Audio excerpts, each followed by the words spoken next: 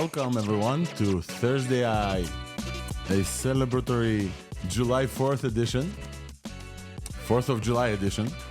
For some reason, Americans say July 4th for all of other dates, but 4th of July for this one. So happy 4th of July, happy Independence Day to everyone who's celebrating around the world. Definitely a big one here. And obviously we're not taking a break because why would we? AI still happens. But also there's another celebration happening this week. This week is the 52nd consecutive week that I've been publishing ThursdAI on Substack as a podcast. So those of you who follow along know that we started this as just conversations on X, live on X, and those were not recorded. And then for a while people said, hey, Alex, I cannot make it live. I'm driving or I have meetings. People are busy on Thursdays. And they said, why don't you make this a podcast? This happens to other friends of ours who also do recording live on X. So shout out to other friends of us who do this now. The Paper Club with Tanishk and Aran. They're getting the same feedback as well. And I started ThursdAI as a podcast due to this feedback. And many of you specifically liked this version, liked listening to ThursdAI while driving, liked listening to it, I don't know, later.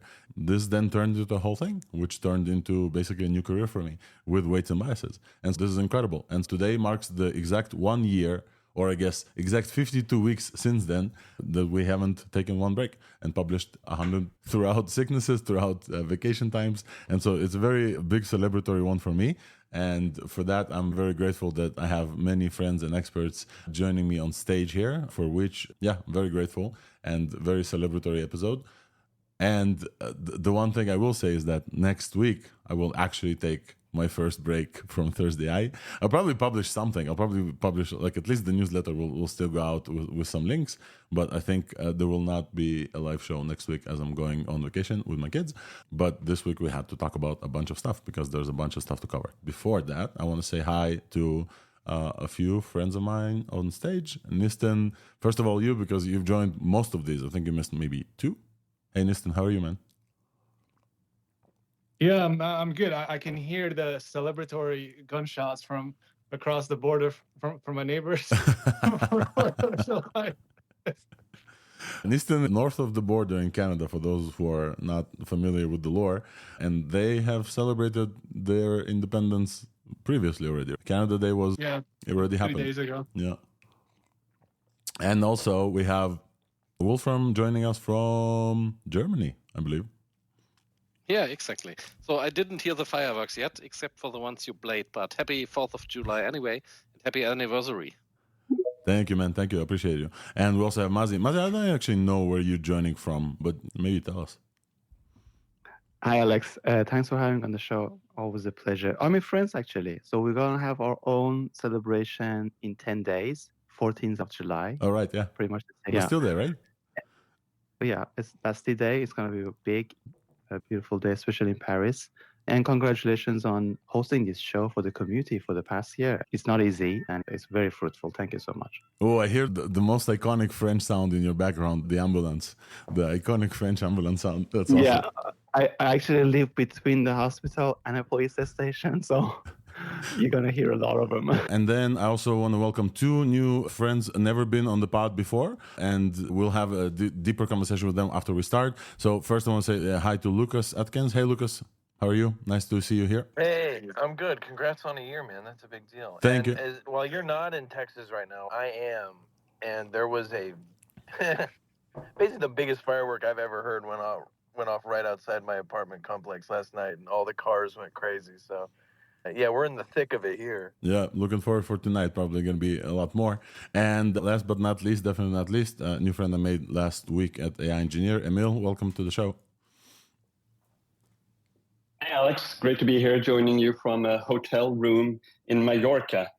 So hopefully the hotel Wi-Fi is delivering. Yeah, coming through loud and clear, Emil. We'll do introductions later, but everybody welcome. I think it's time for us to do the TLDR. So folks who are joining just now for the show, this is ThursdAI, your weekly AI news. Our motto is we stay up to date so you don't have to. We record live on X, as I said, every week for the past year plus.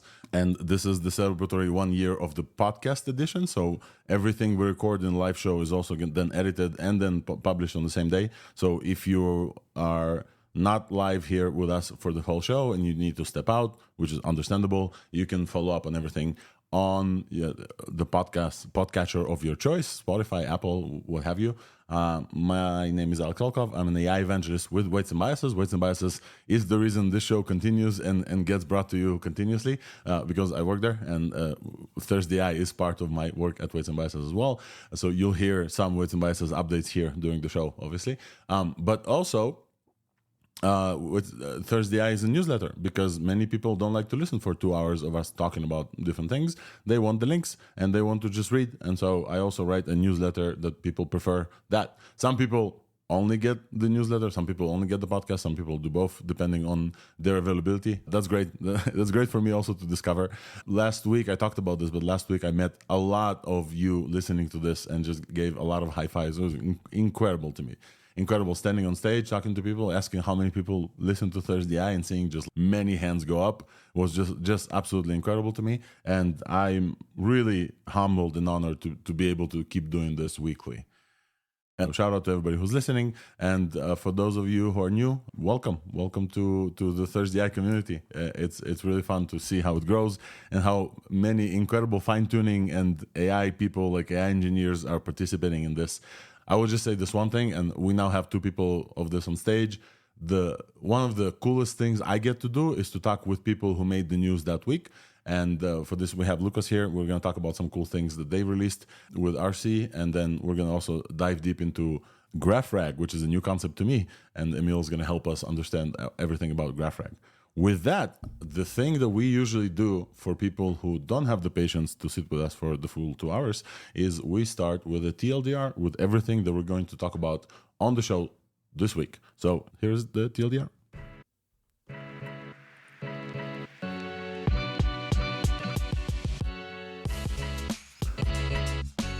Here's the TLDR, everything we've talked about on ThursdAI, July 4th. 2024, 4th of July, aka Independence Day. Also, aka another reason to celebrate is this is the 52nd consecutive week ThursdAI is published as a podcast. So it's been exactly 52 weeks, a year. So hooray. And I was very, very honored and excited to have multiple friends here who've stuck around and been here also for a year. And we've talked about a lot of stuff today. And also we've had multiple people who actually built some of this stuff as well joining us. So that was great. Let's start with some of the updates. We started with Microsoft quietly updated Phi-3-mini. Phi-3 in place, the mini version, both 4K and 128K. And the difference in performance is actually quite shocking to the point where I still think they really did themselves a disservice to not rename it something different. So the reasoning capabilities have been updated, the math updated. Very interesting to hear that they stealth updated it, even though it's basically the same model. We also talked about Intern LM, which is now the best open source model under 12 billion parameters on Hugging Face. It beats state-of-the-art math reasoning, surpassing models like Llama 3 and Gemma 2, 9 billion parameters. In addition to that, it has a whopping 1 million context window. So they released a base version, a chat version, and a chat 1 million context window version. We also commented that Intern LM released a bunch of tools. We then talked about a new release from RCAI with Lucas Atkins, who works at RC. He's a researcher there. RC Agent 7B. It's a initialized from Qwen2 from our friends at Alibaba, and it's focused on function and tool use specifically. We had a little bit of a deep dive into why this matters.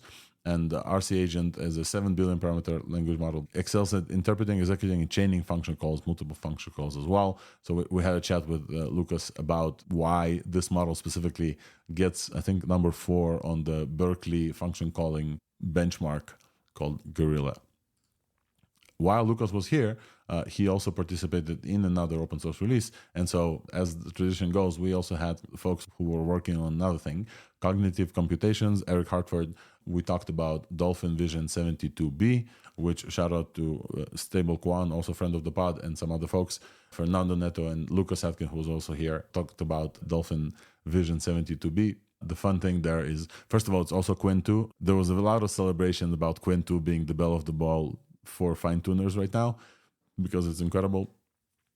Dolphin Vision 72B is the biggest open source vision language model that we currently have access to, it looks like.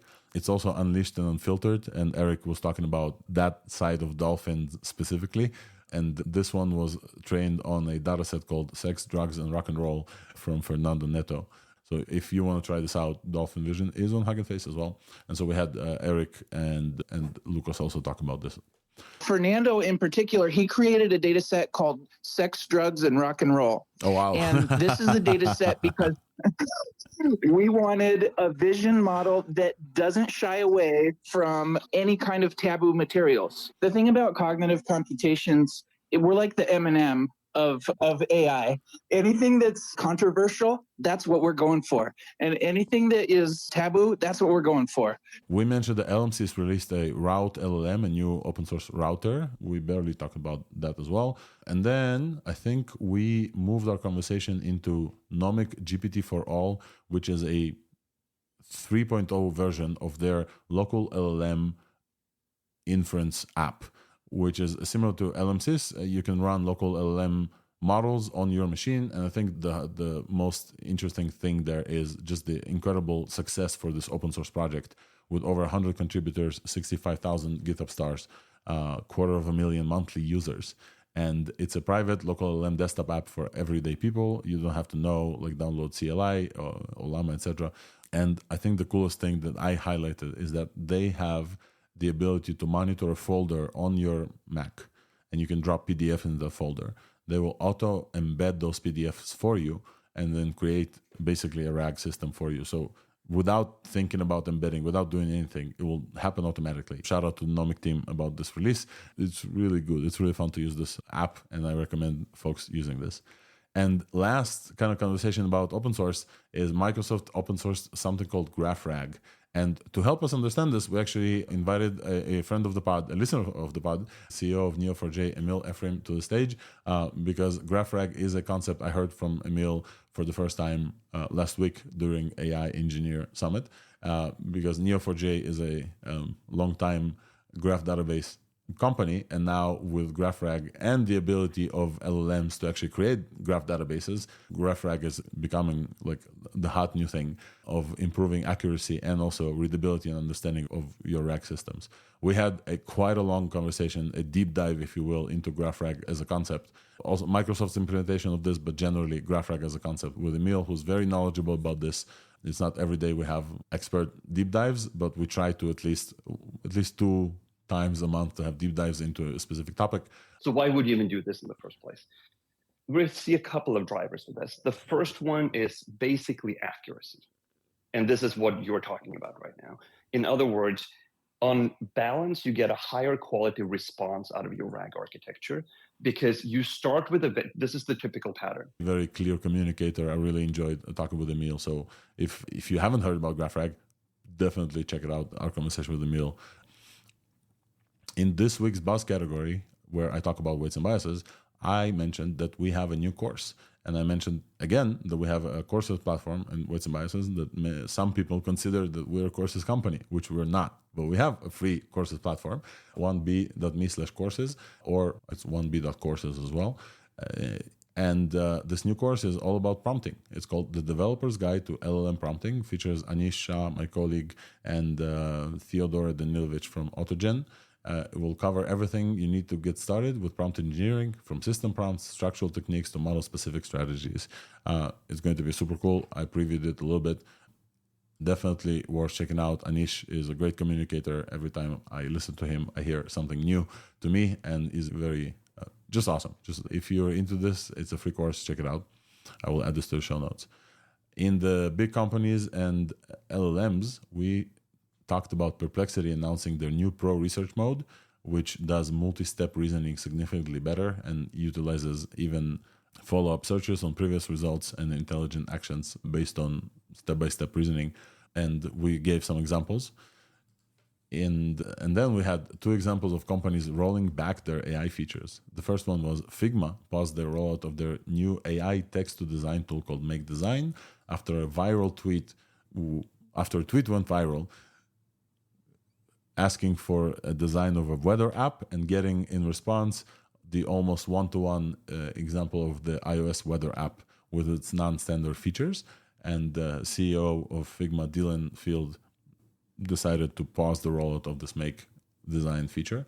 And the other rollout, I was the participant in this, the other rollout was paused of a feature called Grok Analysis, where on X, FK Twitter, you would have a new button that says Grok Analysis, and it would send this tweet into Grok's interface and ask Grok to analyze that tweet, its context, its quote tweets and replies, and summarize the conversation around this tweet for you and kind of explain what's going on.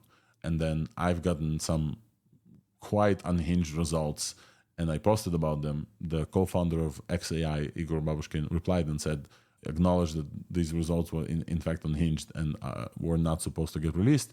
And then they paused this release, and now this button doesn't work anymore or doesn't show up. And I think the last thing that we've talked about, and it was super cool, is a French company called KyutAI released Moshi. Or about to release also open source, but released a demo of Moshi. It's a 7 billion parameter end-to-end voice-capable model. So similar to GPT-4o, the Omni version, you can talk to this on the chat and it can talk back. It can listen while it talks. It's a real-time voice AI. The latency is incredible. It's 160 millisecond latency of the model and microphone to speaker. So from the time I speak to the time I listen to something that answers is 200 milliseconds. Compare this with Google's research about perceiving instant actions. Everything under 250 milliseconds is actually perceived as almost instant by humans. This feels like instant. Uncanny as well. We talked about this on stage. We dove a little bit into the architecture and the plans of the small team to release Moshi and the training ability of Moshi as well. And I think, as always, we'll start with open source.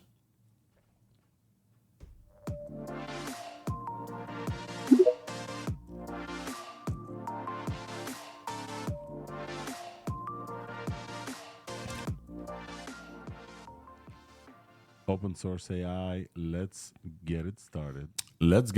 And okay, so two people already told me that I forgot something. And the thing I forgot is Microsoft's new Phi-3-mini update. I want to just get another friend of ours here, Bartowski, maybe to tell us about this, because I literally missed this week. Apparently, Microsoft also updated Phi-3, which is a tiny model from Microsoft that we've previously discussed. So now, because Bartowski just told me about this, please go ahead, Bartowski. Welcome to the stage, man. It's been a minute. What did they update in Phi-3? Let's start with this.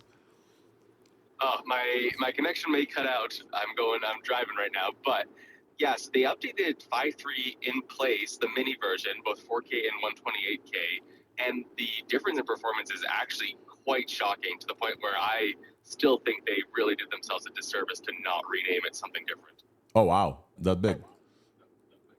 Yeah, like it's almost double it matches medium now. So the small model. I got the same feedback from in our green room. We have a green room where a bunch of speakers also talk. The same feedback, that it's almost a new model. So that's what you get there as well? Yeah, it's been very interesting in the tests and using it out so far. And it seems like they did a lot of really good stuff with the system prompt and instruction following as well, with structured output.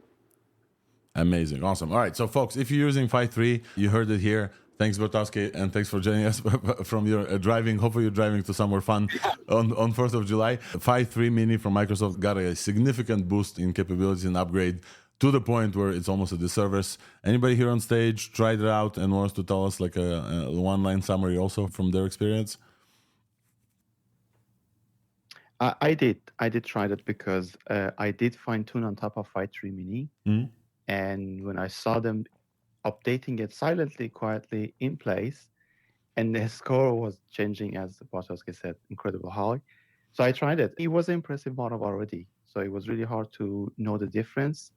I just really want to know what was the process of, like, did they do a further fine tuning? Was there a DPO? What was that? Because they didn't mention anything about it. But it was clear that they saw the leaderboard, the new leaderboard by Hugging Face, the version 2, with all the new benchmarks. And they were like, okay, maybe we should just adjust a little bit the trainings. The areas that we are missing, like the math level 5 was really bad. So I think they improved that massively. So I really love to know the process, like how they really approach this the new training. Is it like a total new training or is it like a further training? But I did try it. The model was as good as before. So it's not like they, God forbid, they cheated in the scoring. No, they still the same model. It's very solid. It did great in RAG in a lot of reasoning. I think they just really improved the areas that was lacking. Awesome. It's great to hear. And definitely this model has been debated among us. Even Phi-2 was debated among us whether or not it's been overtrained on metrics. So it's so great to see and a silent update. And it's great to see that multiple folks in our community have noticed this and said, hey, we should at least, we should not skip this. We should mention this so folks know. So if you're using Phi-3, you got a boost. All right, folks, let's skip forward. We want to talk about Intern LM. Intern LM is now, according to the research, is the best open source model under 12 billion parameters on Hugging Face. They show us a state-of-the-art performance on math reasoning, surpassing Llama 3 and Gemma 2 9 billion parameters. And the whopping thing is they have a 1 million context window support with what they claim is perfect, nearly perfect needle in a haystack result. They released a base and chat and a chat 1 million versions. And also, and we're going to talk about tool use soon with Lucas as well, but they also released a stronger tool use and a agentic framework together to go with this. They call Legend. So they have a agentic framework that utilizes this tool use, and they say that if you use their tool use capabilities with something like a code interpreter, they can match GPT-4 on several like tasks, math-related tasks, with this 7 billion parameter model, which is quite incredible. Listen, what do you think? Yeah, it is very good. I would just wait for an updated benchmark for the newer Phi-3 because that one just gets 0 on the level 5 math. And I think that's just the problem. The prompting, or maybe needs a little bit of fine tuning, because otherwise on MMLU Pro, internal M gets 30 and Phi-3 small gets 38. So it gets a bit more in the factual recalls. But yeah, no, this is good. The battle is heated for like the most practical small one. Yeah. And this is from Shanghai, I believe, right? Shanghai University or something like that. So the battle definitely they've gets been heated. competitive before. So yeah. Yeah. Wolfram, go ahead. What's your take on Intern? Yeah, I tested it today as well. And my problem is because I need German or at least some kind of understanding there. That is a problem with the small models. But big context, that's a good thing. So it's not useful for my users, but if I were to use my English or something like that, then I can see using it more. But for me, unfortunately, I need bigger models that are better in German because my users don't speak English that well. Yeah, but you mentioned like the 1 million context window use cases. I don't know if that's huge. That's incredible, right? I also don't know if I'm able to run this 1 million context window at any point on any of my hardware. But as a concept, that just sounds incredible that they released it. And also the agentic framework, which I just looked at it today. Honestly, I haven't able to run this, but to release a model together with an agentic framework, that's also something super cool. And thanks to our friends, we now have this pinned up to the tweet. Thanks, Mazi. Do you have any comments on this, Mazi? Mazi, have you looked at the Legend framework at all? Yeah, actually, I saw how they offering this library, and I liked it that it comes with the code interpreter, the Python executor. Mm-hmm. So I really wanted to try that, and it really fits well with their own model. So I was like, maybe it would be nice if this could become another library that could be used by other local LLMs. But for now, it fits perfectly with their LLM. It did a great job in searching and a couple of tools that you added, like a calculator, calendar. I did manage to do parallel functions, the usual stuff, like what's the difference between the degree of the weather with London and Paris. So it has to go and get them one by one and at the end do the calculator to give you the precise answer. I like it that they come with their own libraries because they have the LM deploy or L deploy, I think. It helps you to extend to 1 million contexts by offloading some of those things on CPU and memory because it's impossible to find VRAM for that kind of thing. And I did test it on 128K because I just wanted to see if I go head-to-head with the Qwen2 on 7B because they're the same size, right? What will happen in the rack situation? And it performed perfectly the same thing as the Qwen2. I might go higher because I would just want to see if it's going to be, because you do the needle in haystack, but it's not really as accurate benchmark as being in a real situation, right? How many documents it will miss, how many of them would be totally wrong, right? But I do agree with Nistan. I would love to see a 34B or 70B. That would be like amazing. From intern specifically. Yeah, the same model, Yeah. exactly the same model. With the agent capabilities, with that large context, we are seeing very great models coming with the large context. So definitely shout out to the team because they released the Legend framework. They released the model. They also released this LM deploy thing that you said for model serving. It's also there. And they released Magic Doc, which is a lightweight open source tool to convert multiple file types to Markdown. So they released like a bunch of tools around their model release. So shout out to this like crazy team for not only grabbing the top open source place, but also releasing a bunch of surrounding open source tools. We love open source here at ThursdAI. So whoever listens to this from intern LM, shout out to this incredible push from everywhere. And you can download these models on Hugging Face, I believe, as well. Go ahead, Nazi. Yeah, just not to forget, they also released the base model. So it means that a series of nice, decent, fine-tuned models could come. They DM'd me. I told them I would like to fine-tune. They welcomed it. So they know what they're really doing. So thank you for releasing everything and sharing it with the community. Yep, thank you. And then DM them back and tell them that we appreciate this from the ThursdAI community. Welcome to send them the recording of this podcast. I think we're moving on, folks. Yeah, I think that we've covered internal LM, so the best open source model now under 12 and supports even code interpreter, which they also gave us, which is super, super cool. Let's talk about RCAI and let's talk with Lucas. Lucas, do you want to do this announcement yourself? You work at RCAI. We know about RC. We've talked about RC multiple times. Charles Goddard works there, the author of MergeKit. Tell us about RC Agent. Yeah, so RC Agent is, to kind of sum it up, it's a Qwen2 fine-tune, basically. It's a merge of a model we released last week called RC Spark, which is the more generalist overall fine-tune. It was a merge of that back into their instruct, and then we trained on top of that, specifically for tool use and function calling. And I think people are sleeping on Qwen2 a little bit too much still. Those models are outstanding, and they're very malleable. The biggest thing we did a little bit differently than just using standard function calling and tool use specific data sets is I wanted it to be able to do multiple calls in a row. And a lot of those data sets that are out there right now are mostly single tool use kind of responses. Hey, here's my question. And then the model would, here's the tool I'm going to use to answer your question. And then here's the answer to your question. I took basically like 25,000 samples from Glaive FC2 and reworked it a little bit to extend it so that some of those questions required multiple calls in a row. We're really happy with it. It performs really well. Again, a lot of that wouldn't be possible without Qwen2 and the stuff that the Qwen team is doing. And it's really a lovely model. And Fernando is in here. He works with me at RC, as well as Mazzy helped a pretty good amount with figuring out what was our training pipeline going to look like. But yeah, it was overall a fast turnaround. Those are really good models. Awesome. Yeah, Qwen2, definitely. We are not sleeping on Qwen2 here on ThursdAI.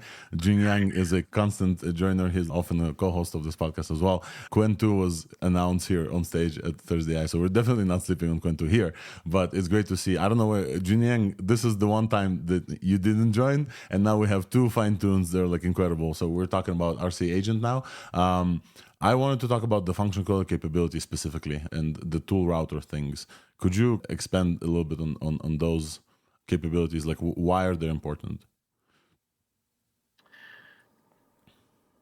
One of the things we like to think about with any of these model releases is, like, how is it going to be delightful to use, but also what's the business use case for it?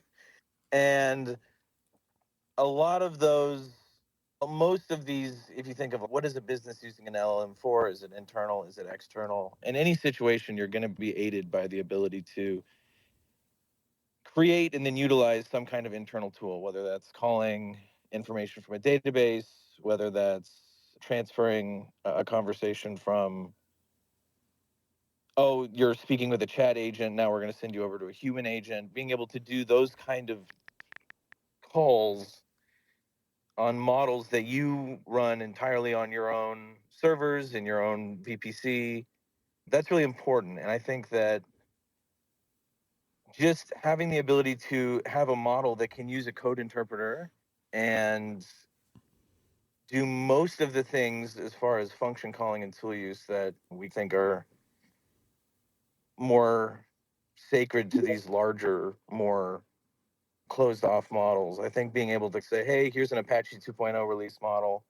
You're free to do with it what you want, fine tune it however you need it to be, but you can throw it in. I did a demo, we'll probably release it sometime today, of basically turning it into a travel agent where, you ask it, you tell it where you're going on vacation, and then it does Wikipedia and Google searches to find you the best information before planning out your trip for you. And That's that's just awesome. that goes a step beyond just plopping up a really nice AI as a chatbot and then having it try to recall from several months to several years worth of out-of-date information.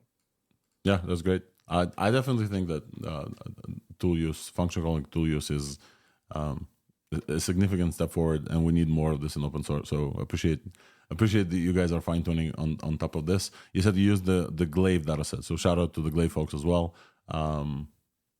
We're friendly with the Glaive folks. I think they released a model recently. And anything else, Lucas, you want to add on RC before we move on? Anything that folks... the thing that I did want to say, you presented, I think in your tweet, the comparison on the fine-tuning benchmark from Berkeley. Was that the Gorilla benchmark thing?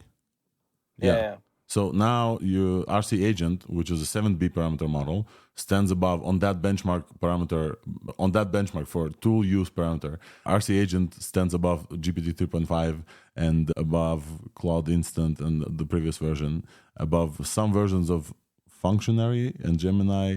It's quite incredible. So it gets like a fairly top score as well for a very tiny model. It's super, super cool. Just below Command R+, which is topping that specific benchmark.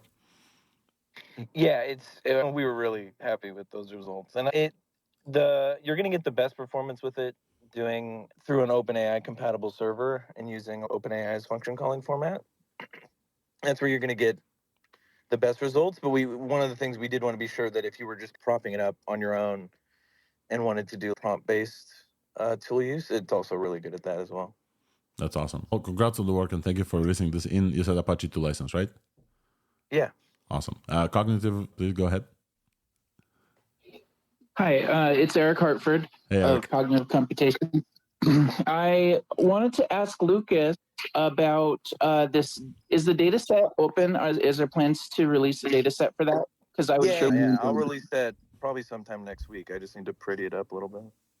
Okay. Can't wait to see it. Awesome. Thanks, Eric. And then, Eric, let's... if already like you're here and we're talking, let's talk about what you guys released. So Cognitive Computations released Dolphin Vision 72B, and I think, Lucas, you got a shout out there as well. Stable Kwan, our friend, also worked on this. Eric, you want to talk to us about what's big with Dolphin Vision? I think it's also Qwen2 based, correct? Yes, and Qwen2 is the star of the show right now because there's no better model. This is like GPT-4 level. It's open open weights GPT-4. We can do what we want with it, and it's so powerful, and it's multilingual, and it's everything. It's like the dream model. I love it. I'm enjoying working with Qwen, and we decided to focus on this. We wanted a big one because we're noticed a lot of these vision models are just little. First off, I want to say that it was Stable Quan. He did this. I didn't do it. I helped out. I was part of it. And also I want to call out Lucas and Fernando, who also were helping with it earlier on. Fernando in particular, he created a data set called Sex, Drugs, and Rock and Roll. Oh, wow. And this is a data set because we wanted a vision model that doesn't shy away from any kind of taboo materials. It should be able to talk about any image, because all these vision models, you show them something they don't like, and they'll say, "Hey, we're not going to talk about that. We don't like that. We don't have any comments." And we wanted to go the other way. The thing about cognitive computations, we're like the M&M of AI. Anything that's controversial, that's what we're going for. And anything that is taboo, that's what we're going for. Yeah, just think of us as the M&M of AI. So unfiltered, uncensored models, that's what we're to expect from cognitive computations. It's not just about uncensored. It's about really whatever is taboo. For example, the whole idea of a sentient AI, or an AI that is a person they specifically train the models not to give that impression. Guess what? We're going to train models that do give that impression, because we're going to do whatever they don't do. And that's what we're about. We're about freedom. We're about doing everything that they're scared to do is what we do. So what can you tell us about Dolphin Vision 72B? Yeah. Dolphin Vision, it was really Stable Quan's baby, and he wanted to do it under our brand. And so we worked together with him. I got some compute resources together, and we trained it on the 72B, because most of these vision models are too small. They're not all that smart. Yeah. So we wanted to do it on a big model and make it actually smart. The 72B was the key, and that Sex, Drugs, and Rock and Roll data set that Fernando put together, and it just came together. And I want to thank also Prince Kanuma, who's here actually, for making the MLX version so it will run on MacBook. And I really hope for an Olama version soon. I haven't heard anything from them, but I'm bothering them about it. Yeah, so, they're probably going to release something. Shout out to Prince Kanuma, because you guys, he's in the audience here as well. But in pretty much every model release, you'll see like after 2 hours, Prince Kanuma is like, "Hey, here's the MLX version," which is super cool and a great service to the community. Prince Kanuma, shout out. Eric, we've talked about this on the show multiple times with folks who develop larger models. Nistan, you remember this. Maybe Nistan, you can take this one. How does like a bigger language model help a vision model become smarter? It was also Jun Yang that talked about this. Yeah, Jun Yang from Qwen. And Jun Yang, the dev lead from Qwen. And it just gets more time to chew on the embeddings that come from the vision side. So like the vision brain feeds it into the language brain, and I just have a bigger language brain to process what these abstract embeddings are all about.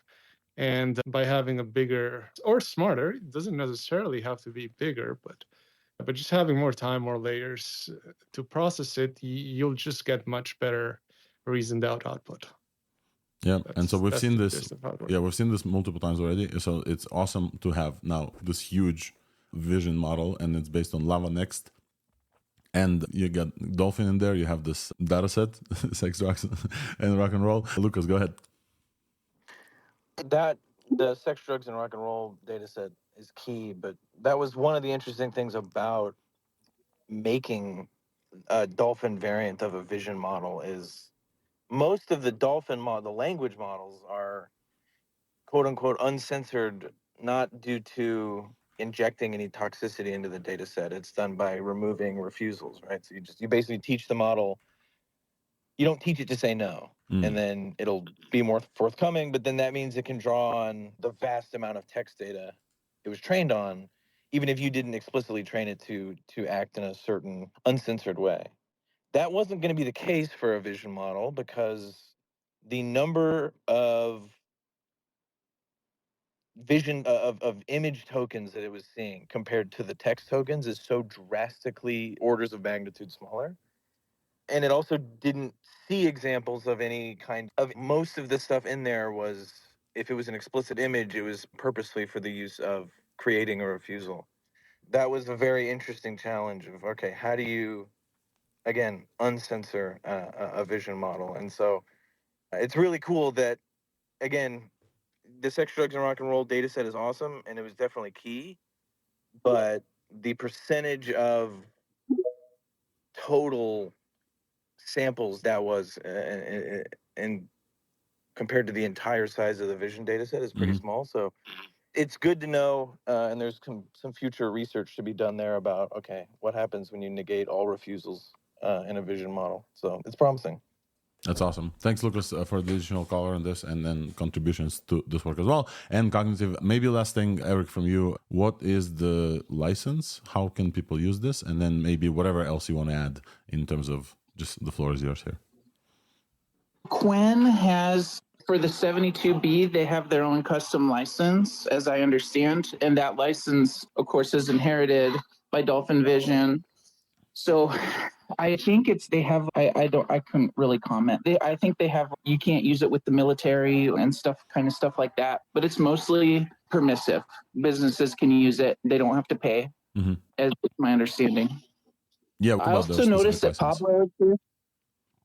I also wanted to notice that Pablo is here, and I wanted to thank Pablo for doing the UI for Dolphin. It's really awesome. It would be cool to get Dolphin Vision in there if it's possible. Yeah, can people use this right now? Is it hosted anywhere? Should it be hosted? You said open. Dolphin Vision is not hosted, but I put up some code for a not Streamlit. I put some Streamlit code where it's a UI and you can drop an image in there and talk to it. But yeah, you got to rent a run pod or something to run it. I see. It's MLX. If you've got a Mac, you can run it on MLX. And right now it's not running on Olama. I don't think so. I don't know if someone made GGUFs of it yet. Anybody know? Did you, Bart? No. I've kept track of the repo, and they still haven't made GGUFs of Phi-3 Vision either. There's quite a bit of work because that the code that makes the lava surgery is pretty old now and needs to be rewritten, and they're kind of getting there. So it might take another 2-3 weeks until that rewrite's done, then people can do better GGUFs. Yeah, we have a question. Or I don't know, it might just be done in the last hour too. I don't know. we move fast here. There's a question from the audience whether this can be used in LM Studio, which is, we like LM Studio. Other vision models, I think Lava and other vision models could be used. So a good question is, could that be used there? But I think we need a GGUF to be able to run this. Yeah, once there's a goof, it'll work. That's where my knowledge drops off at the distribution side. So there's other experts there. All right, we're moving on. Just on this topic, by the way, we're staying like around this topic of how to use models locally. Our friends at Nomic released GPT for all. So we talked about LM Studio. Before LM Studio came out, there was another run models locally on your Mac. It was called GPT for all from Nomic. And our friends at Nomic just released a revamped version of this. Studio is not open source. GPT for all is open source from a year ago. And so it has over 100 contributors, 65,000 GitHub stars. They have 250,000 monthly users, and then now they just released a complete revamp of their UI, and it just looks way better, has dark mode, light mode, supports all of the same models, and so you can actually, and that's what I do, you can actually download the models via LM Studio, and then point GPT for all to that same directory, so you don't have to download models twice, and GPT for all will pick up all the same models as well. Why, you may ask, why would you do this if they offer the same functionalities? GPT for all, because it's from Nomic. Nomic released multiple embedding models, for example, Nomic Embed, etc. They have a feature that I haven't seen in LM Studio, maybe it's there, but I haven't seen it, which you can point it at a folder. You can say, hey, whatever documents is in this folder, automatically watch this folder and embed them, and then automatically add them to my context for whatever model I'm using. So basically a local RAG with whatever context I want. And I think that feature is super, super cool. And I just wanted to shout out Andre Millar and the whole GPT-4 All team for, first of all, being like fully open source. We really like open source, but also giving us like this ability to have a private talk to your documents, talk to your chats, any paper you can download from Archive, whatever way we pronounce this. You can just drop them in the folder. GPT-4All will monitor a folder for changes, embed them, and then you immediately get a RAG-able, whatever model you download from the hub, conversation with the content of that folder. It's super, super cool, and you don't have to set up anything. It's all private and local, runs on your device. You can use this, as we said, during a flight without internet. It's really dope. So shout out. If you haven't yet run any models locally, GPT-4o is a very good option. Definitely give it a try. And everybody who contributed, thank you.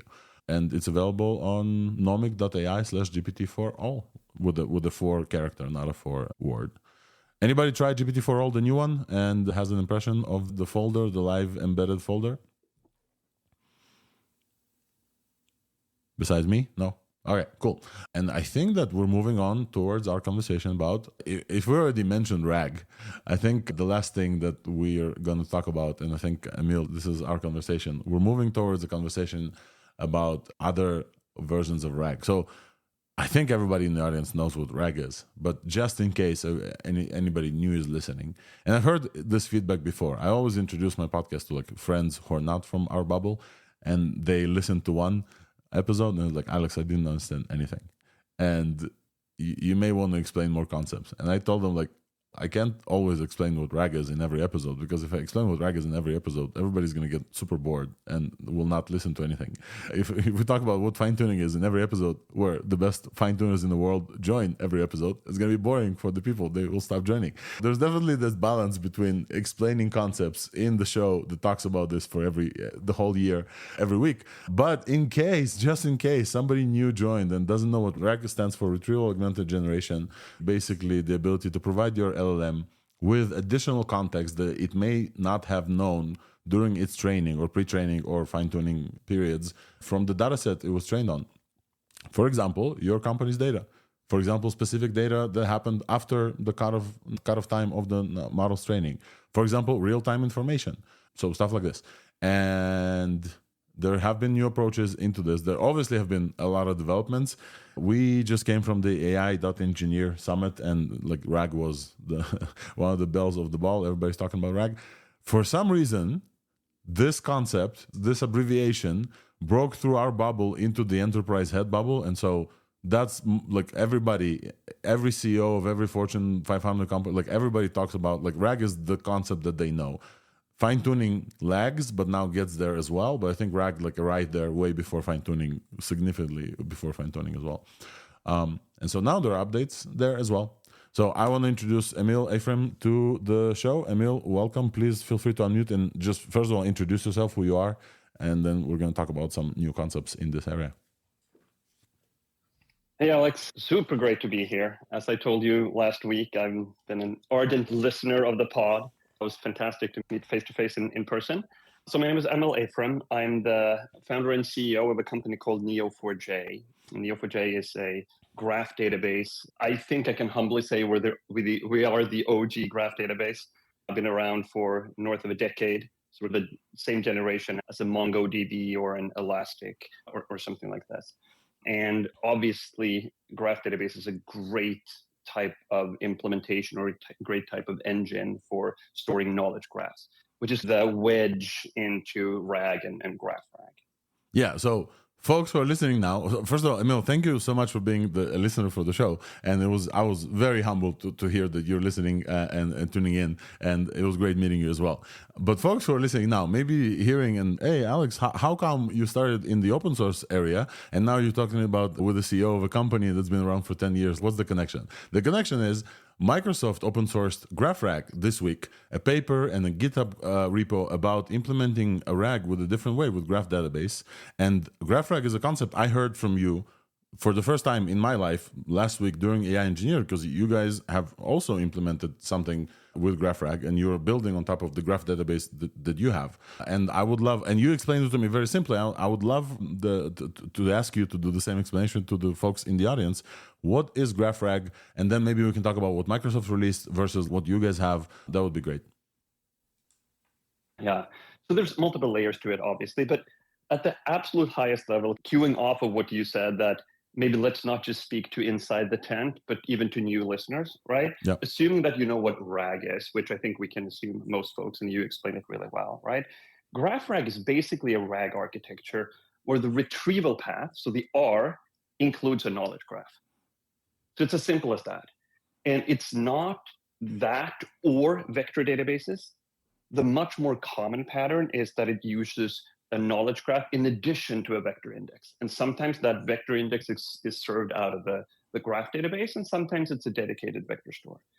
So that's at the highest level. So basically, you use the knowledge graph to get better context and get higher quality responses out of your RAG architecture. And we can go into all kinds of details about how to do that and why would you do that, what are the pros and the cons, all that kind of stuff. But in a nutshell, that's what GraphRag is. Yep. And so I want to understand a little bit of the benefits of using something like a graph database.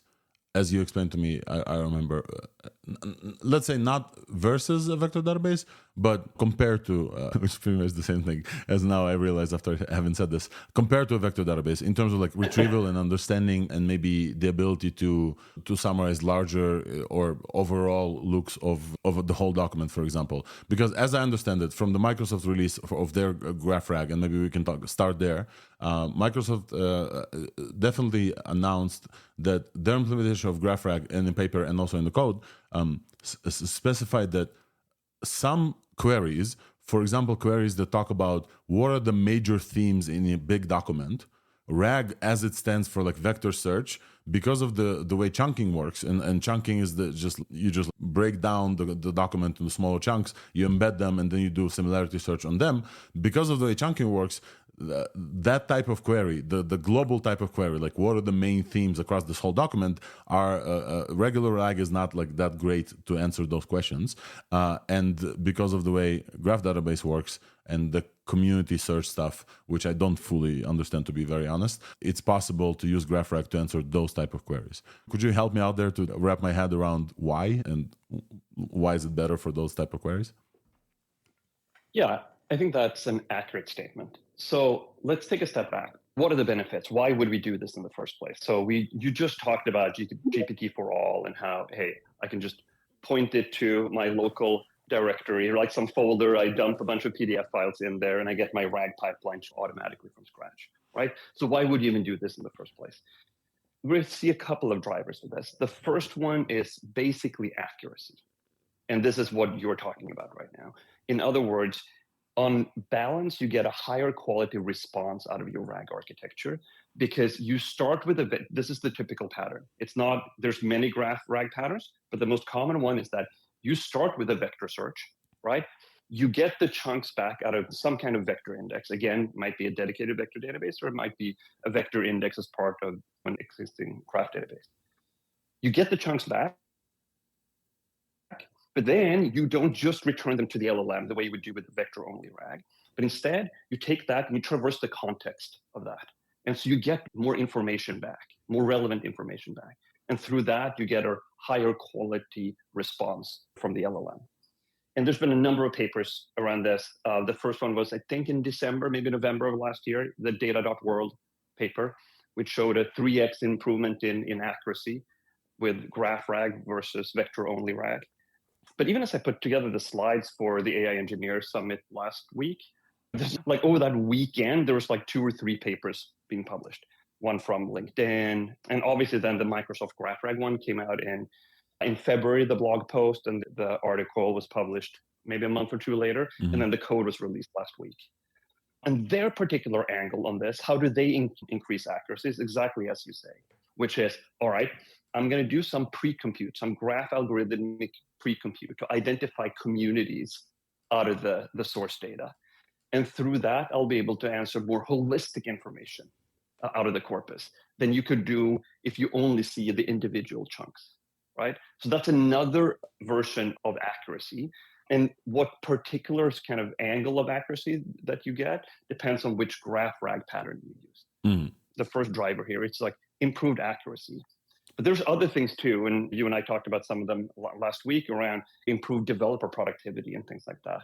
But if we stick around in accuracy, that's the highest level of what's going on. Yeah, I would love to get into developer productivity, because definitely there's eye-opening things there as it relates also to the stuff that we're doing with just observability. But my question to you is, just from the embeddings perspective, and we have quite a few folks who are like embedding experts in the crowd here. From the embeddings perspective for vector databases, there needs to be an embeddings model. Either nomic embed, or folks use OpenAI's embedding, etc., or Gina embeddings. Shout out to Bo here in the audience, our resident embedding expert, to turn these chunks into embedding vector representations, and then to be able to compare vector similarities in order to say, okay, what is the most similar to my query? This is basically how RAG works.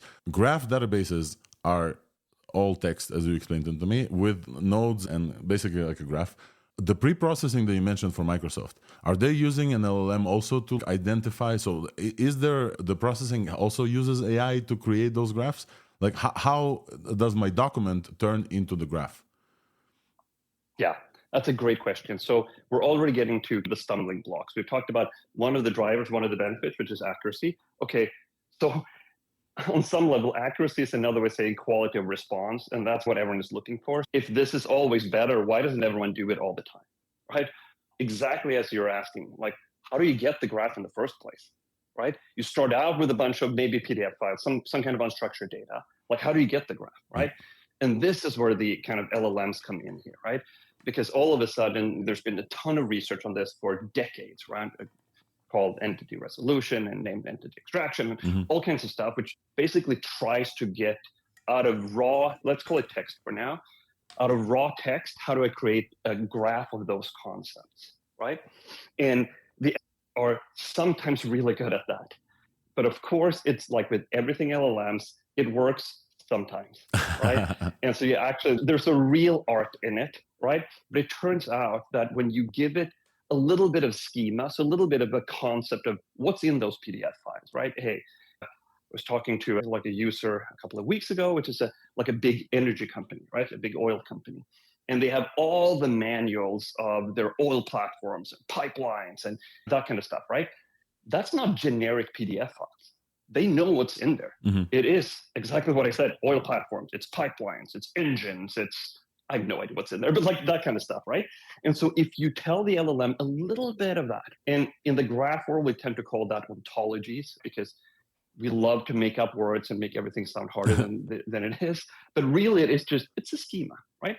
Just, all right, hey, assuming these are the things in the PDF files, please extract a graph of these concepts, right? And that's the new step function changing capability that has allowed us to get to this next level of knowledge graph popularity. So that's the fundamental thing. Then there's all kinds of nuance behind it. There's unstructured data, there's structured data, and then there's the mixed kind of data, which is actually the most common one. This is the one that people tend to call semi-structured data, but that's actually not the right term for it, but that doesn't matter. But that's actually the most common one in real world production deployments. And then you have to use like a knowledge graph creation scheme, which involves both the structured information and the semi-structured information by help of the LLM. But all of that leads up to, okay, so you have your knowledge graph up and running, and that's when you can start using it in RAG. So step number one, like you go through the embedding angle to create a vector database. You have to either chunk and then embed using an embedding model of some sort, and then store it either locally or whatever vector database. With GraphRag, you have to turn unstructured data into structured just in Graph. And that also uses a model, but an LLM, and it's helpful with some structure. I just absolutely love the fact that LLMs now are used in multiple levels of application in production, not only as okay, LLM answers the user, but also LLM prepares the database itself, the schema for the database itself, but also the kind of the entity resolution in the database itself. Because we also talked about just like LLMs all the way down, because we also talked about KyutAI, I believe, and their LLMs are used to come up with better preference algorithms for data sets for their like fine-tuned versions also. So just like LLMs are in every possible level now of creating models themselves and applications. So that's incredible to me. Emil, we talked about some developer benefits as well. So accuracy, obviously, it's for accuracy, GraphRag seems to, at least for some queries, perform significantly better for those who traverse the whole context, let's say, of a document. What are some benefits of GraphRag on top of, let's say, just vector search? This was one of the more surprising things. Like when we went all in on this about a year ago or something like that, right? And we started experimenting with this and talked to a bunch of users, right? One of the most surprising things that people told us was that, you know what? Honestly, it took us a while to create the knowledge graph, right? Hey, let's not mince words here, right? Hey, we just wrapped our head around the chunking, and it was so easy to do chunking for our vector index, for the POCs and the small kind of hello world-ish type things. Doing it in production turned out to be really hard. We finally wrapped our head around it. And then all of a sudden you have to create a knowledge graph too. Okay, cool. So that took us a while to get around. But once we had that up and running, all of a sudden our data came to life. Our data was clear and visible. And so this is where was a lot more easier to show you this than trying to give a verbal description of it. But you can imagine that if you have your data expressed that there's a node here with a relationship to that node, and you can visualize it, you can see it, then all of a sudden, as you sit there and you're an AI engineer, right? Again, the target for most RAG architectures isn't the people who are like very comfortable doing fine tuning, for example. They're typically, hey, yesterday I was a full stack engineer. Now I'm learning this new kind of AI ecosystem, right? And all of a sudden, they can look at their data when they build it. And so we have had so many people come tell us that, hey, we ported it from a vector-only architecture, and we actually fixed a bunch of bugs. I showed you some of those quotes last week, right? And we already fixed a bunch of bugs because we can see the data, right? And that ends up being really powerful. Ultimately, vector space is very powerful for machines to do some kind of Euclidean space, cosine similarity type calculations, but it's very opaque for a human being. Graph space is very explicit and clear. And that is the underlying driver of why once you have the knowledge graph in place, it's actually easier to build your RAG application, which is really cool too. Yeah, this one doesn't get, by the way, as much of the limelight. People don't talk about it as much because it isn't as stark as, holy crap, I can get better answers, right? Yeah. But honestly, like over the course of many years, I think this one might be as powerful or even more. I think where this connects to me is, obviously, I work at Weights and Biases. We have a tool for LLM observability. Observability right now, what we can see is what LLM answered, and then also for RAG applications, what chunks were returned, but not why chunks were returned, why this was returned, this similarity. And then what we talked about, and you told me, and I immediately asked, but similarity, there's dimensions. And you said, but like, how do you know based on which dimension this was returned? And I stumbled. I don't know. There's 12,000 dimensions, whatever. Go figure based on which 12,000 of them, the most similar ones, and what they represent. And it's basically impossible. And you're saying in graph world, I can just see this, right? I can understand based on which kind of based on which nodes I was getting this exact data, correct? No, that's exactly right. So I think the example I used with you, I believe, was something like, hey, let's say we have a green tennis ball and we have an apple, right? Hey, there's going to be some kind of cosine proximity between the two, and in some kind of ANN type search, it might be returned very high up on that list, right? So they're similar in vector space, right? But why? Is it the roundness of the thing? Is that the greenness of the thing? And like in the graph, here I have an apple and now I have an orange as an example, right? Okay, they are related because they both belong to the concept of fruit, right? So we know that they're related because of the fruitness of the thing. And again, this is not an XOR. This is not either or. This is using both in combination. It's really powerful. So that's an interesting point. I want to understand the both thing. So one of the topics that I heard as well in AI Engineer and before, that people suggest not only doing vector database search, but also doing plain text search for many things and doing like a hybrid that is very helpful for RAG. You're saying a hybrid with vector and graph as well. So now, would all three of them together be the most powerful, you think? I think that's probably true, right? I think that's probably where we're going to converge. I think, look, the R in RAG, we just said it, is retrieval. IR, information retrieval, like the biggest experiment humanity has run on IR is called the web, right? And Google fixed that in late 90s, early 2000s by using a graph algorithm called PageRank, right? In other words, what did they do? They used all kinds of signals, BM25 full text search, some kind of inverted index search algorithm, right? They used obviously all kinds of vector search, all kinds of stuff to get the best pages back, the best documents back. And then they used the topology of the graph to rank them to get to the top 10 blue links. It seems very likely to me that RAG architectures are going to converge in the same way. Now, assuming we can get the developer experience there, right? And this is the thing that I'm harping on all the time, probably because I'm a mediocre developer these days, right? Like it's, if you sit down and like many of these frameworks like are actually fairly opaque to use and fairly hard to use. And then someone mentioned Streamlit before, that's very opaque. And then you throw all the LLMs, the non-deterministic LLMs in there, and you have opaque vector space. There's a lot of black boxes involved, right? And here I come and I say, hey, you know what? You should use knowledge graphs. But yeah, but let's make it easy to create them first, right? So I think is the bigger game here. Like, how can we make this technology easier for people to adopt? If we are able to do that, we're probably going to converge on a similar solution to IR on the web, which is, hey, let's use some kind of text and hybrid vector search and use the graph for ranking. That's going to give us the best responses. That's awesome. Emil, I think we have two guests here who also want to ask questions, and then I'll get to there. So Nistan, go ahead, please. Yeah, so before all this LLM stuff, I was a TypeScript dev, and I, even during the LLM wrappers, I used PG Vector on, and that worked pretty well. But I just remember from a couple of years ago that the queries for Neo4j were just really hard. Or maybe I was just dumb back then, but they were just pretty hard to get right.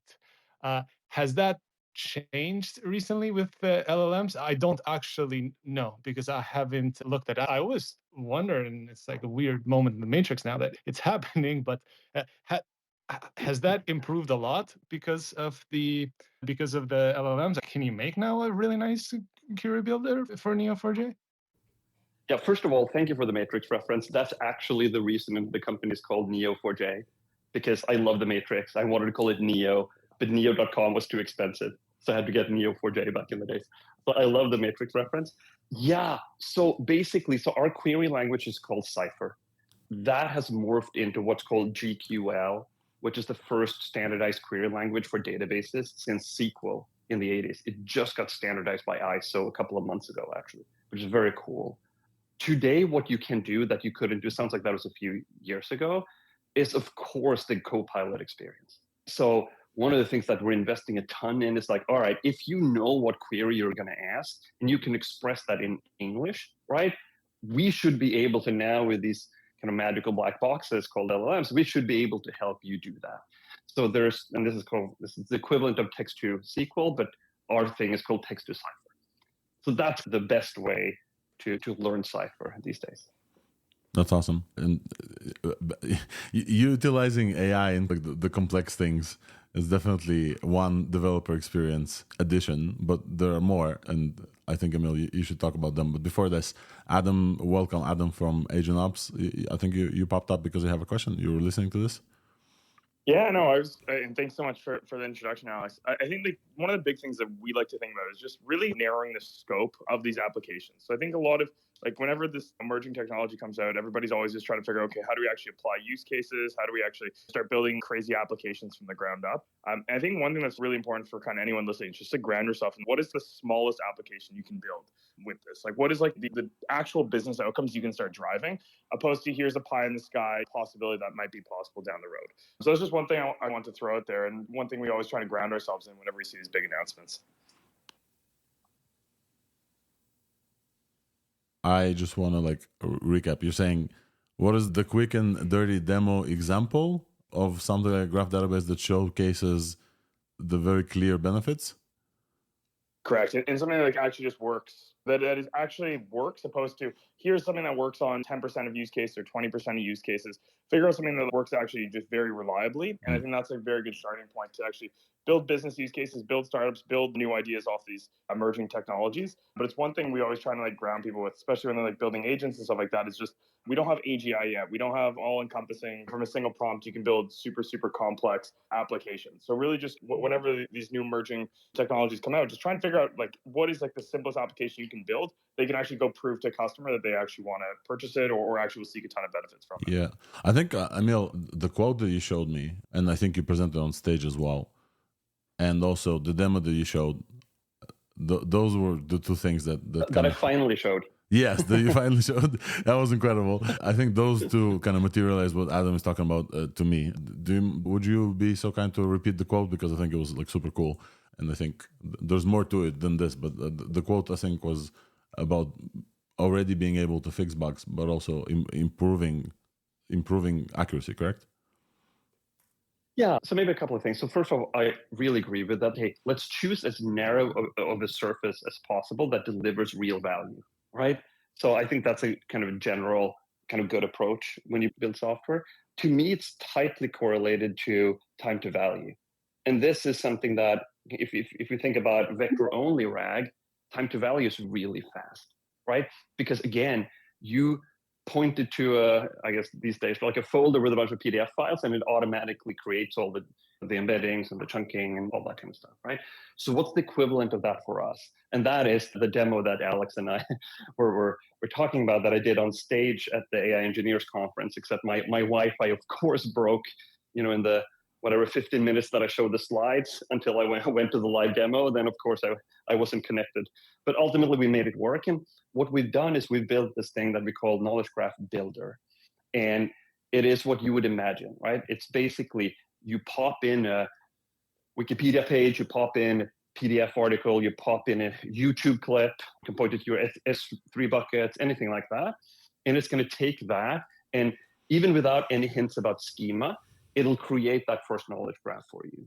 And then optionally, you can also, again, coming back to my example with an oil and gas company, if you know that the PDF files include some particular concept, you can also spell that out to help the LLM out, right? And that'll create the knowledge graph for you in a very visual way, automatically, right? And then you can sit there and you can chat with it, and it's not a very kind of production quality bot, but at least you can use a GraphRag out of the box, and you can visually inspect the responses back from it. So that to me is tightly correlated to, hey, let's choose a narrow surface that delivers value. Okay, but what's the time to value for the technology stack to get to that business value? And the Knowledge Graph Builder, I think, is a great way of doing that. Yeah, I want to play with this. Sorry, Nisha, 1 second. I want to play with this, and I don't know if I took the screenshot of the URL. But you said you deployed it not production-wise. You deployed it for just a demo. Will that be deployed production-wise, or for folks to play around with? What's the plans for the builder? Is that going to be built into the Neo4j platform? Yeah, it will, and the Knowledge Graph Builder will be production quality, right? And it's already pretty close to that, actually, for a lot of data sets. Again, LLMs are involved, so there's some non-determinism involved. Mm-hmm. So what I'm talking about, the demo quality is more. It also includes a really simple chat bot where you can immediately chat with your data. But it's really neat because you get the graph back as it's traversing the graph and figuring out the answers, right? They're figuring out, let's be more specific, figuring out what data it's going to pass on to the LLM for the generation phase of RAG, right? It'll visualize that and show that in a graph form, right? And that one is pretty slow because we're paying for all the tokens. Yep. So that's the only kind of demo part of it. But But in terms of the pipeline for creating the knowledge graph, it's actually pretty solid already today. That's awesome. So, Emil, I want to be conscious of your time. Also, it's a holiday. And maybe 2 more questions, and then we'll let you go. We have Allison here. Please go ahead.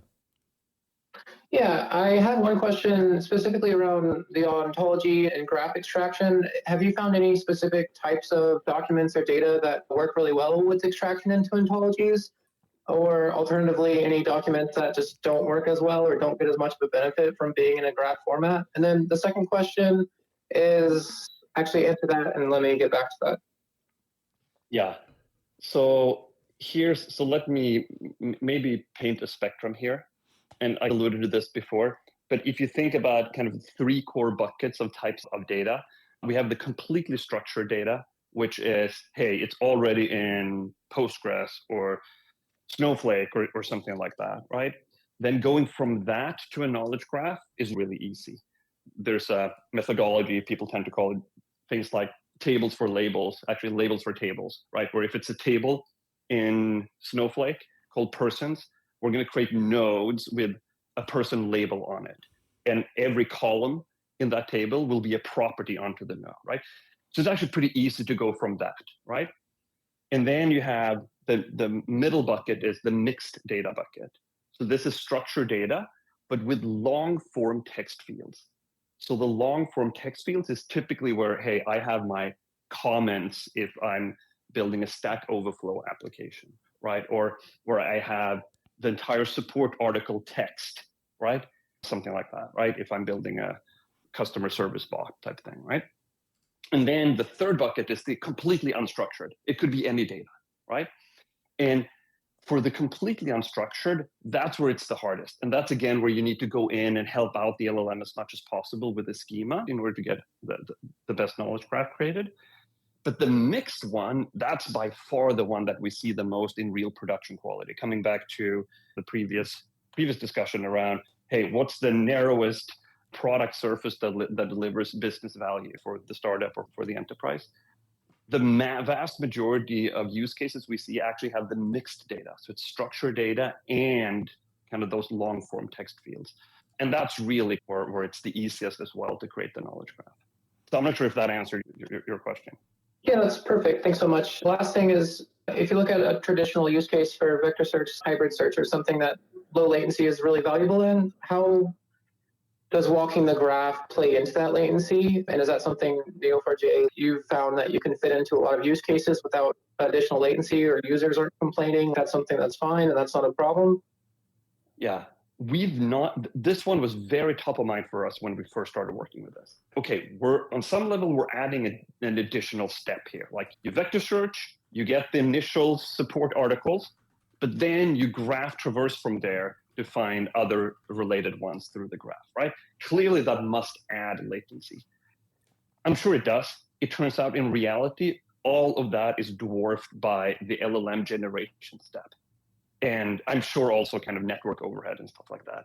So honestly, much as a surprise to us, this has not been, like, no one has been concerned with this or given us feedback on this one, at least not yet.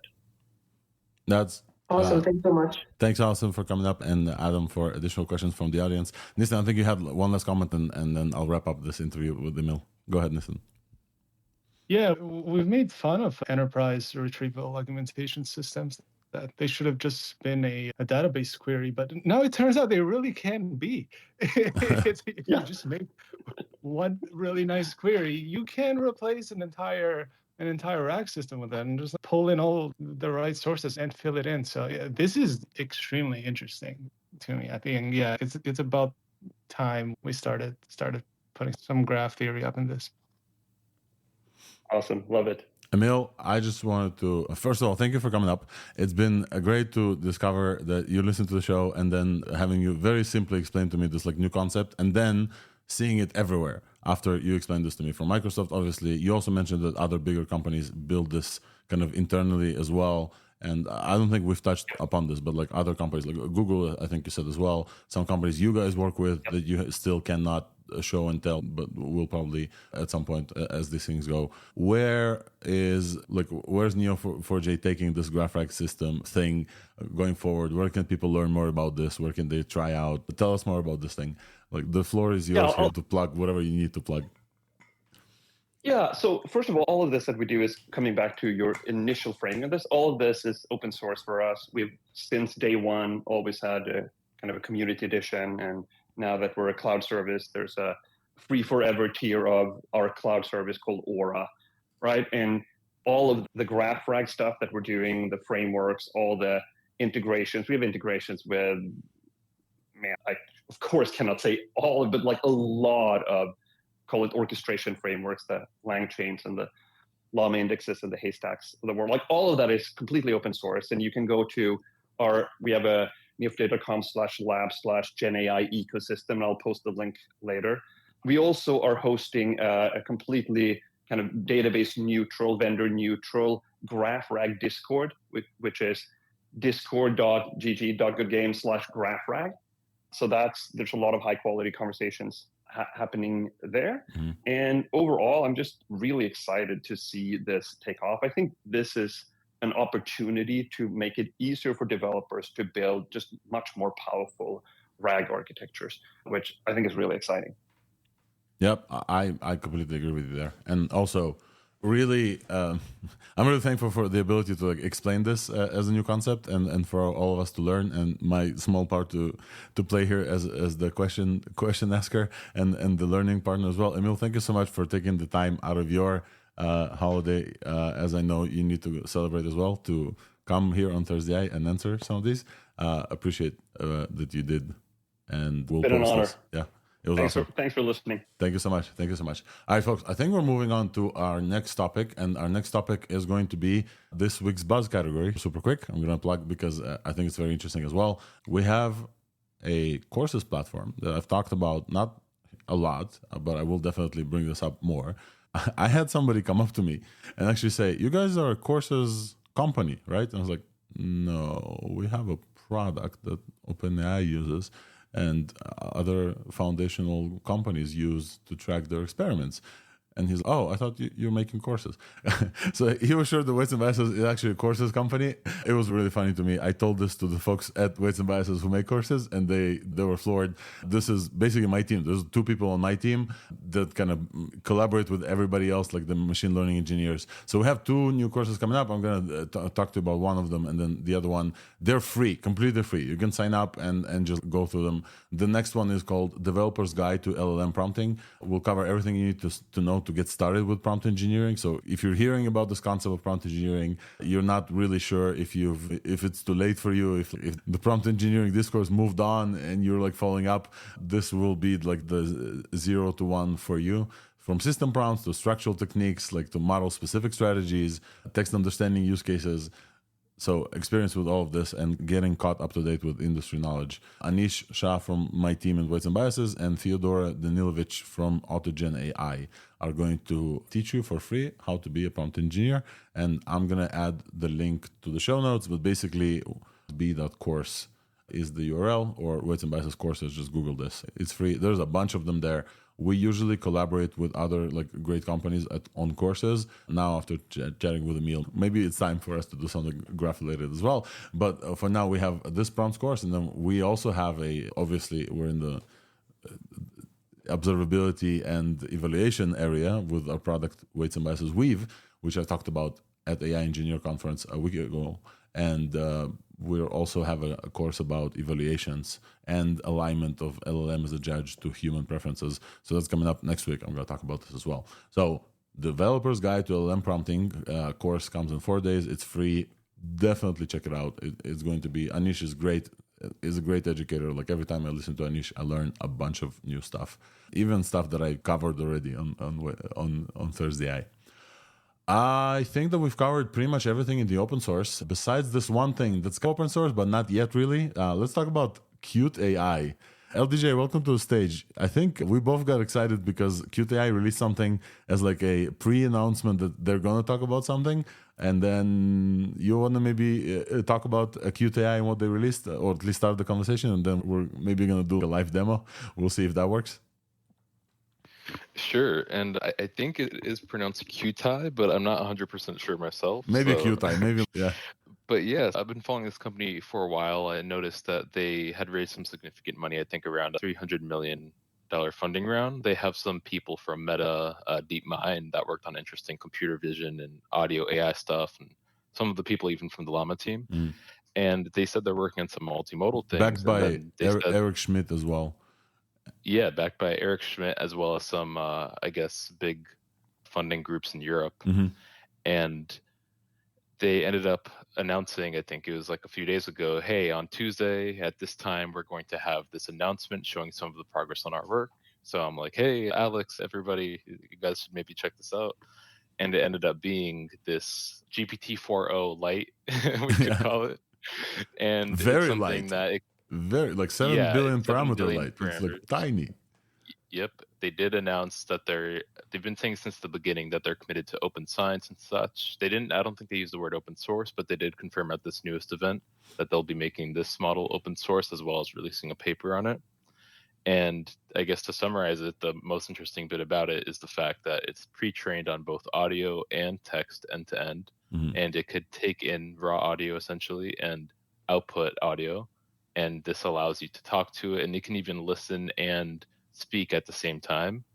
And so just because it's speaking to you doesn't mean it's not able to hear you either. And yeah, they have a demo up online right now. I don't think they've opened up the weights online yet, but they said they are going to do that soon along with the paper release.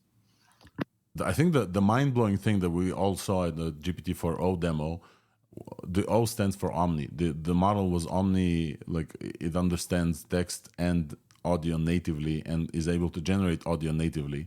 This model is similar to that. It understands both you speaking to it. I don't think it has text though. It just has audio on the input, correct, LDJ? I haven't seen it like...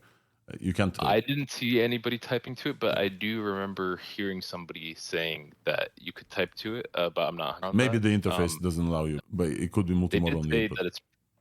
Sorry, yeah, they did say that it's pre-trained on both text and audio. And then the most impressive stuff that I saw, and this is before the demo, the model latency is 160 milliseconds. And the microphone to speakers latency is 200 milliseconds streaming from the server. 200 milliseconds. Folks, Google, when I was a young front-end developer a long time ago, Google did the research about latency, and they said that everything under 250 milliseconds, humans basically perceive as instantaneous. So like button clicks, responses from server, all of these things under 250 milliseconds, humans perceive as instantaneous. These people built a 7 billion parameter model that they host on the server somewhere that can run on your laptop. They showed it. This can run on like MLX, whatever. I don't know if Prince Kanuma is still in the audience, but like he's probably salivating right now. 7 billion parameter end-to-end voice-capable model that can run on your laptop that can talk and you can talk to it like bi-directional. I think it's called full duplex or something. There's like a name for this. That the latency is like less than 200 milliseconds when it runs on the server, which is ridiculous. And it's only like a bunch of people. It took them like less than 6 months to like create this. It's constructed of an LLM. They call it a Helium 7B.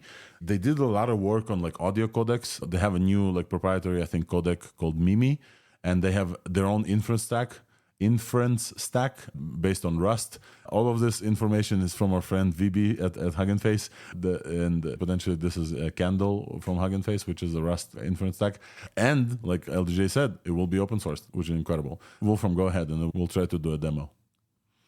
Yeah, the latency is so good that it was pretty uncanny because I was asking a question and it started answering before I had realized I was finished asking the question. So that what you said with 250 milliseconds or less, it feels so instant that it was really disconcerting in some way. It's even too fast. It's even too fast. It's so weird. It's so weird. The interability. So I think the biggest part of GPT-4o thing is that you guys saw like all of the OpenAI people, once it started talking, they said, wait, and then it stopped. Or wait, just a second. They started talking, GPT-4o stopped and shut up. This doesn't shut up. Because of the full duplexity, whatever, this can listen to you while it's talking, which is so weird because it keeps talking. It's kind of like a human. in that sense. Like there are some humans, or it's like a Twitter space actually. When somebody comes here and because of the WebRTC stuff, the other speaker can't hear me, and so I ask him questions, and you guys can hear me asking questions, but they don't, and they keep talking. It's like that. Let's do a demo. You guys want to do a demo? Day. Speak with a French accent and tell me a poem about Paris. Paris, the city of love, where time stands still, and hearts take flight. In the heart of Europe, it's in prime. The Seine River flows, a beautiful sight, as the lights twinkle and the stars glow clear. Okay, thank you, Moshi. The That beauty was of Paris. Okay, that was great. Now speak with a whispering voice and tell me a mystery story. In the shadows of the underworld, where the cold winds whisper secrets, a tale of darkness and light. It's not a great model to converse with. We've all gotten there. After we started playing around with Moshi, because maybe it's a 7 billion parameter, this is an incredible tech demo, but we're not getting what we're supposed to get. Even the demos they did on stage, I've seen better 7 billion parameter models. The incredible thing here is the response where I talk to it and it replies immediately back. So I can, like, as it tells me a story, I can ask it to change it to, I don't know, cats, dogs, pelicans, whatever. It will just change the story. I did get it to whisper this like a few times. So this wasn't whisper. I think it changed the voice a little bit. I don't know if you heard, but definitely it wasn't a whisper like this. Nistan, go ahead. Look, I think as much as I criticize these things myself too, I think it's a pretty big achievement that they're doing this with just the model itself and it not being an engineered solution. I think we should look a bit more into that in other company demos and products too, because, for example, stuff like DeepSeek, that's not an engineered solution. When you run the model in itself, it's just that smart on its own. It's just doing that on its own.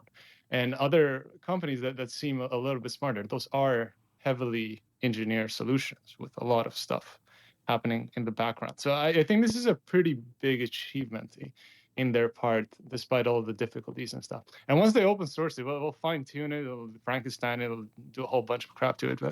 But I agree. Yeah.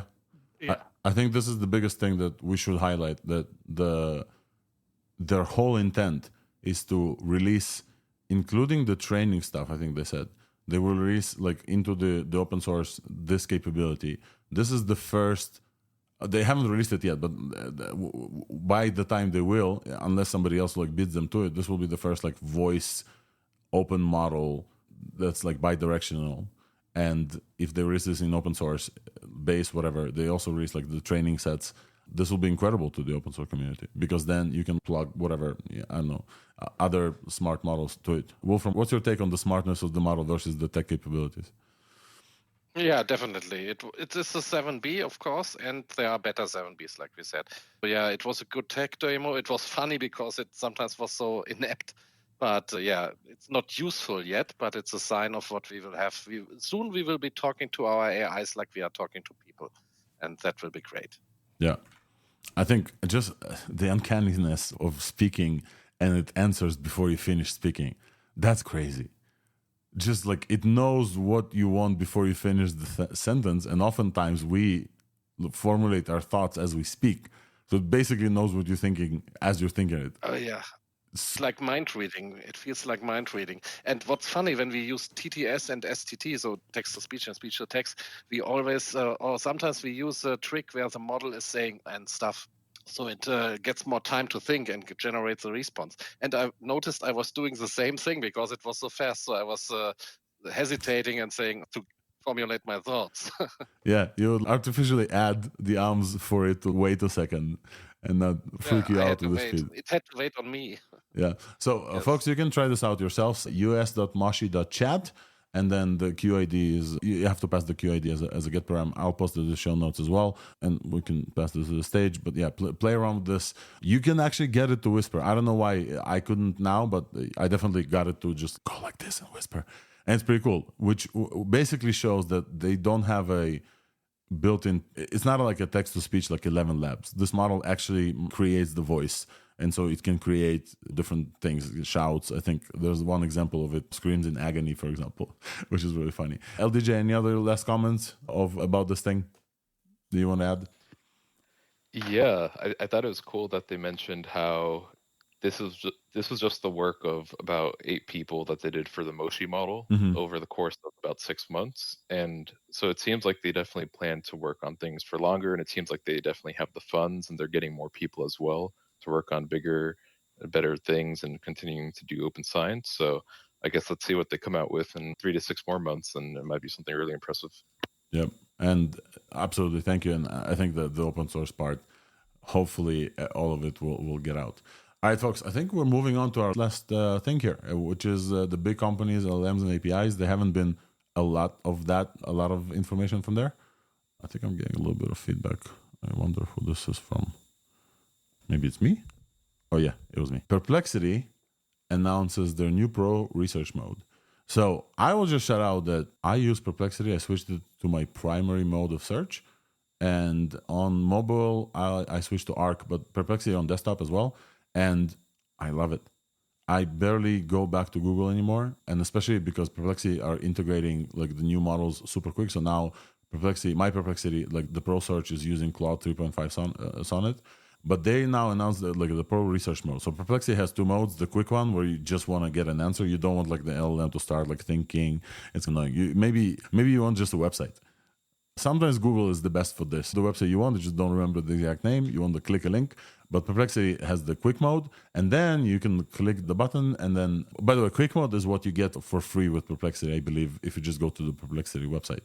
If you pay for their Pro mode, you get the Pro research mode, where it's basically an agentic approach to search, where they will have an agent do some reasoning about what do you want to research and do research mode for you. It will go collect a couple of links, understand, reason about them, do some ragging, and then do another query, maybe expand a little bit more. So they've announced their new research mode, and it approaches like intricate problems with multi-step reasoning now.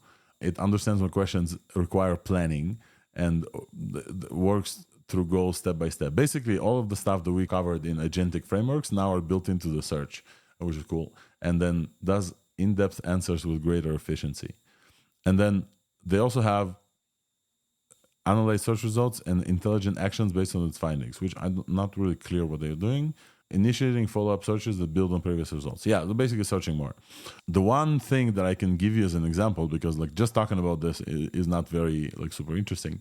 There was this like viral or getting viral tweet of a fairly contentious thing about a plane on a runway that's a conveyor belt that goes against the plane's direction of traveling, whether or not the plane will take off. Basically, there's like some discussion about this. I was able to ask Perplexity not about the answer to this question, but to explain the phenomenon itself and why is it confusing to people. And it was able to go understand the phenomenon and then understand why it's confusing to people, and then give me like a whole explanation that was like very clear and very concise. Before that, I watched kind of the explanation from Adam Savage from Mythbusters, and it took him like 10 minutes to explain this. This mode was able to go and summarize and do a bunch of research to summarize this specific phenomenon, which was super cool. And I just wanted to give him a shout out. One also thing that I wanted to mention is that I got my Perplexity Pro account with my Rabbit. So they did a partnership with Rabbit. So I bought my Rabbit for $200, and then I got my Perplexity Pro with the Rabbit which is worth $200 basically. I haven't touched my Rabbit R1 device since, but I use Perplexity every day. I called this a win. Go ahead, Wolfram. I also have a good example because I was asking it, the Pro mode, what it would cost me to go to the AI Engineer World Fair. So it was looking, of course, it didn't know what it is. So it was going online and looking for it. It was looking for hotels in the area and for plane tickets and everything, and summed it all up and gave me a calculation and told me the sum. So that was a great example where I saw how excellent the Pro mode was. Wow. That was before they improved it even further now. And that is great. And even the free model is excellent because I love it.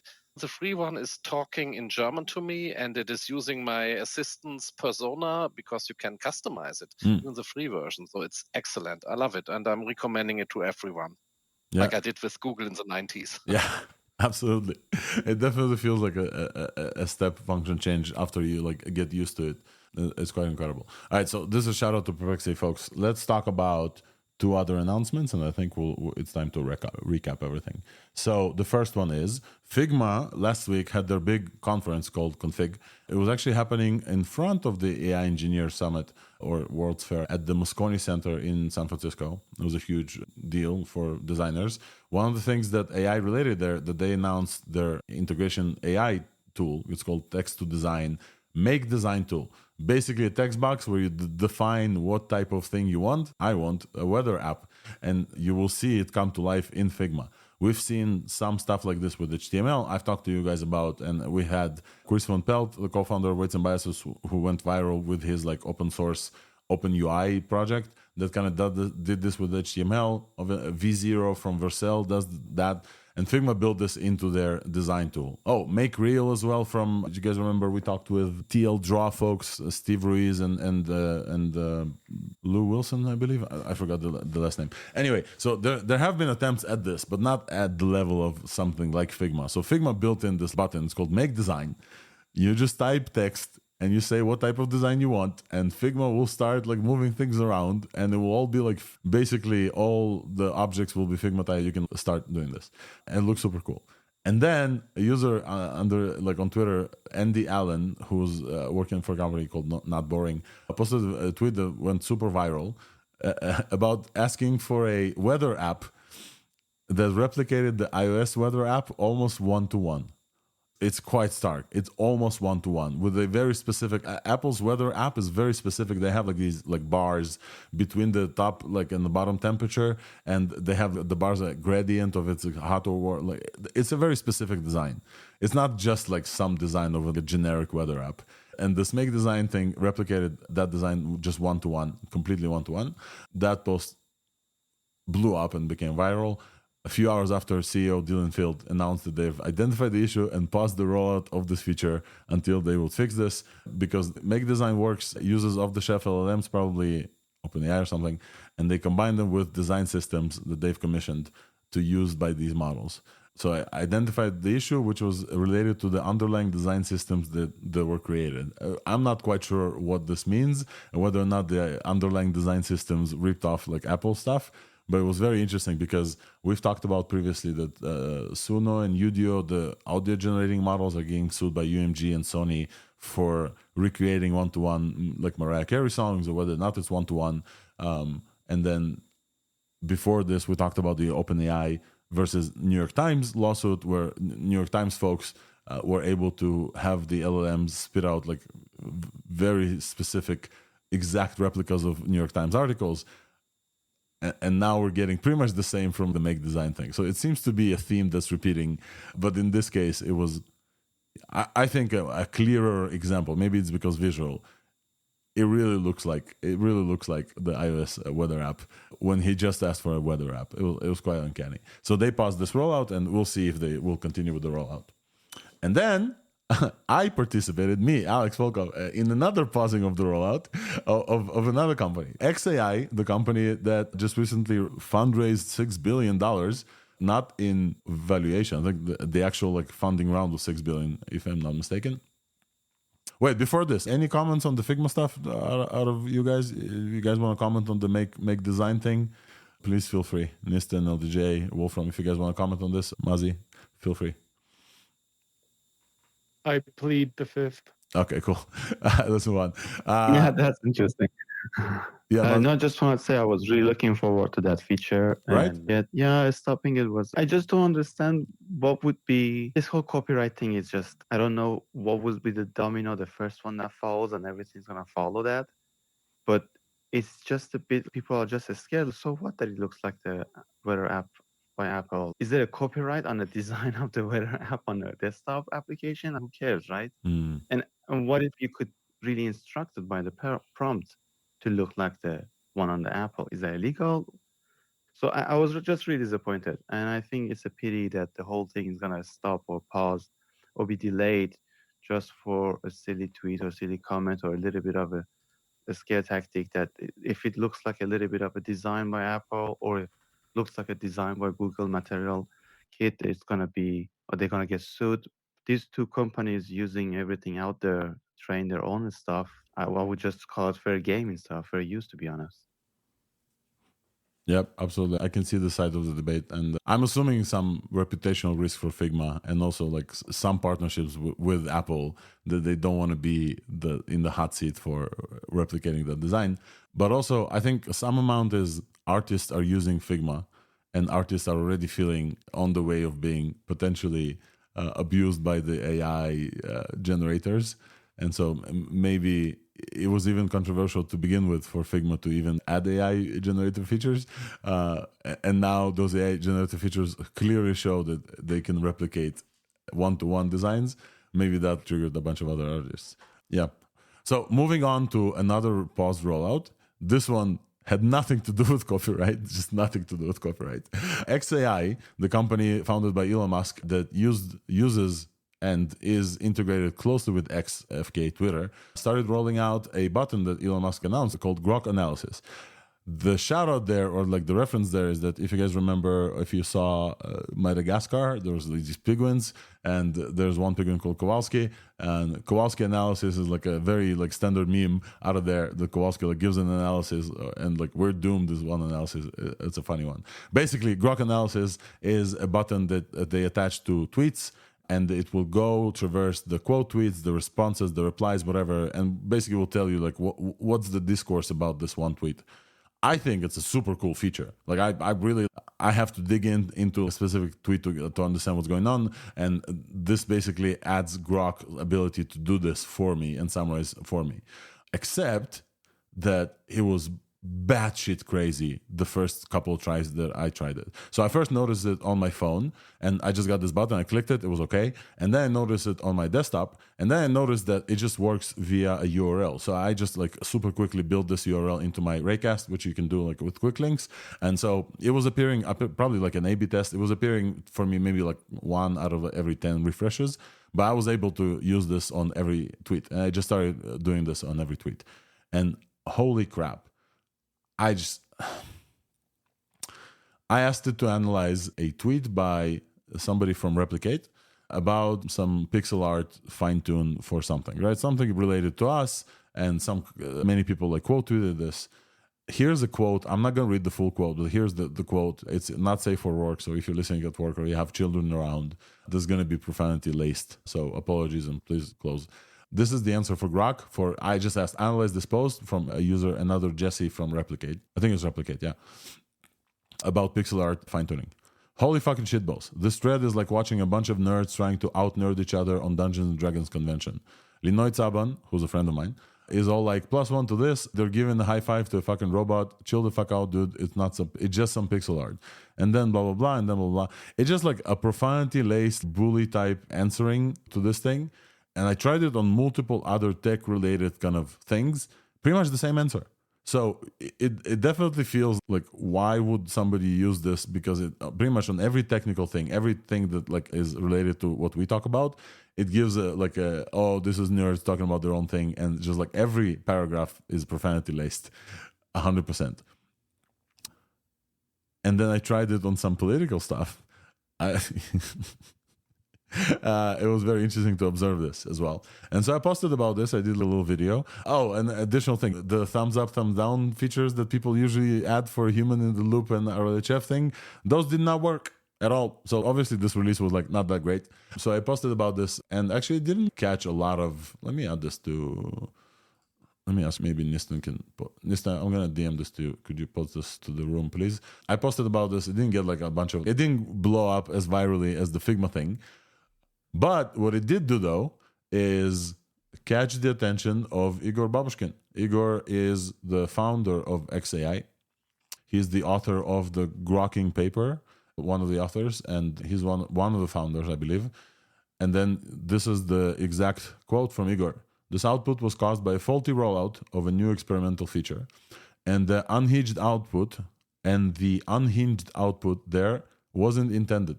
We stopped this rollout. Apologies. We'll make Grok Analyze much better than this. He fully acknowledged that this was like fully unhinged.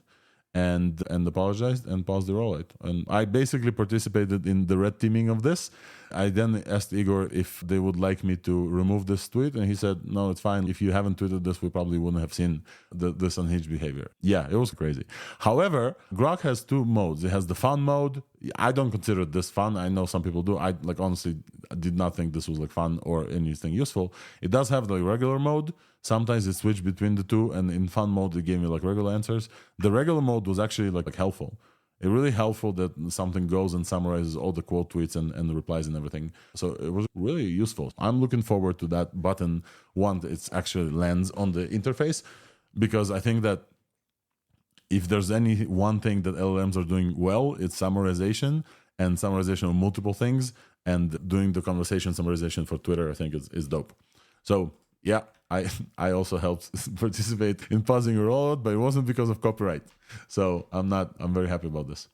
And I think we're at time, folks. So this is I think all of the things that we've talked about on ThursdAI for July 4th.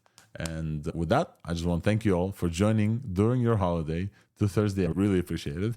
Thank you so much for celebrating 1 year together with us. Next year, I'm going to take a break. Next week, sorry, not next year. Next year, I'm still going to be here. Next week, I'm going to take a break. I'm going with my, yes, next year, I'm still going to be here. Next week, I'm going to take a break. I'm flying to a European country with beaches with my kids. I'm going to have fun. I'll probably still send some links. So if I'm missing something, please send links to me as well. With that, happy 4th of July, everyone. Happy whoever celebrating this south of the Canadian border, north of the Mexican one.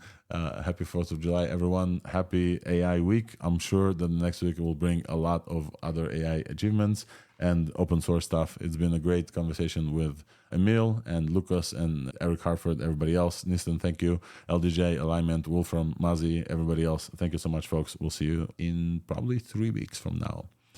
I'm going to be in vacation for 2 weeks. Cheers, everyone.